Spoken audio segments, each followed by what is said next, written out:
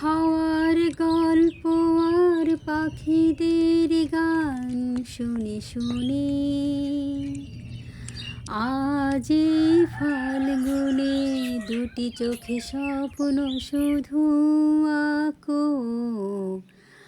আজ এই দিনটাকে মনের খাতায় লিখে রাখো। আমায় পড়বে মনে, কাছে দূরে যেখানেই থাকো।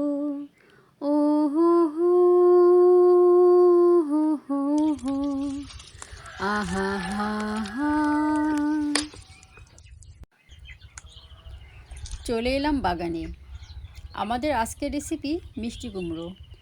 মিষ্টি কুমড়ো কিন্তু সবারই ভীষণ প্রিয়, অনেকেই খান না, কিন্তু বেশিরভাগ যারা আছেন তারা কিন্তু সবাই কিন্তু মিষ্টি কুমড়োকে ভীষণ ভালোবাসে।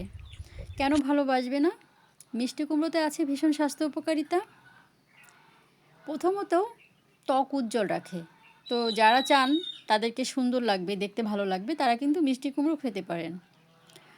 তারপর রক্তচাপ নিয়ন্ত্রণে সহায়তা করে। যাদের উচ্চ রক্তচাপ আছে তারা অবশ্যই মিষ্টি কুমড়ো খেতে পারেন। যারা ওজন কমাতে চান, স্বাস্থ্য অনেক হয়ে গেছে, তারাও কিন্তু মিষ্টি কুমড়ো খেতে পারেন, কারণ মিষ্টি কুমড়ো ওজন কমাতে সহায়ক। ডায়াবেটিস নিয়ন্ত্রণে মিষ্টি কুমড়ো ভীষণ উপকারী। মিষ্টি কুমড়ো ক্যান্সার প্রতিরোধ করে, হাড় মজবুত করে। যাদের দৃষ্টিশক্তি একটু খারাপ বা চোখে কম দেখতে পায় তারাও কিন্তু খেতে পারেন এই মিষ্টি কুমড়ো। লিভারের কার্যক্ষমতা উন্নত করে। মিষ্টি কুমড়ো মানসিক চাপ কমাতে সাহায্য করে।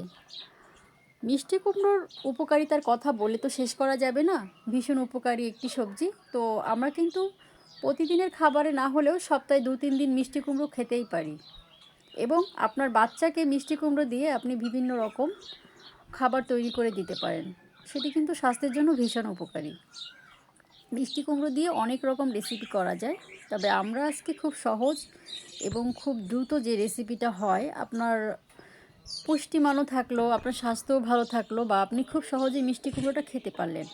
এবং যে কোনো তরকারি যত সহজভাবে রান্না করবেন সেই তরকারির পুষ্টি উপকারিতা বা পুষ্টিমান ভালো থাকে, এবং সেটা যতটা খাবেন ততটাই স্বাস্থ্যের জন্য ভালো।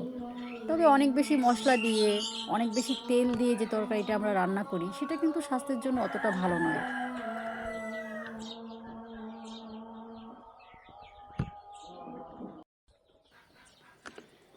আমি প্রথমেই মিষ্টি কুমড়োটা ধুয়ে নিয়েছি।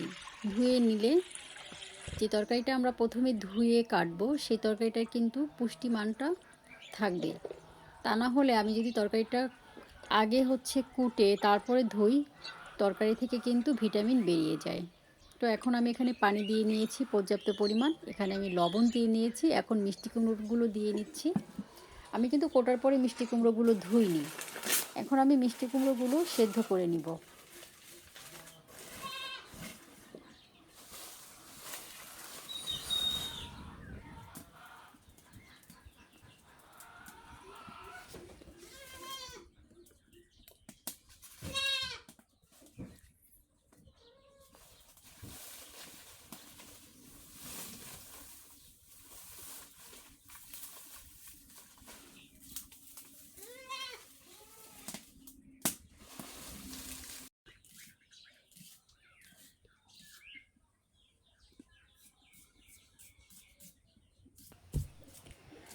মিষ্টি কুমড়োগুলো সেদ্ধ হতে হতে আমি পেঁয়াজটা কুচিয়ে নিচ্ছি।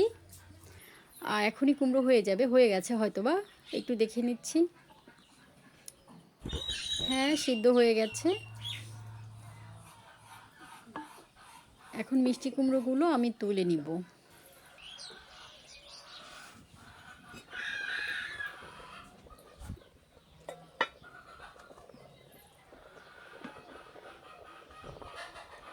মিষ্টি কুমড়োগুলো বেশ সিদ্ধ হয়ে গেছে এবং আলতো করে তুলে নিচ্ছি, ভেঙে যেতে পারে, খুব সাবধানেই তুলছি।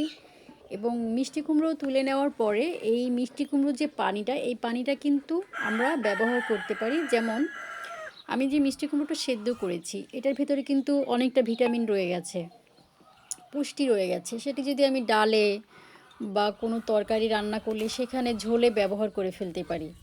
এই পানিটা ফেলে দেওয়া মানেই ভিটামিন ফেলে দেওয়া। তো আসলে আমি এই পানিটা রেখে দিব এবং কাজে লাগাবো। মিষ্টি কুমড়া ভর্তা খুব সহজ একটি রেসিপি। আপনারা কিন্তু চাইলে করতে পারেন। অনেকে হয়তো বা খেয়েছেন বা অনেকে খাননি এই পর্যন্ত। তো আপনারা কিন্তু এভাবে মিষ্টি কুমড়া ভর্তা করে খেতে পারেন। খুবই সহজ একটি রেসিপি।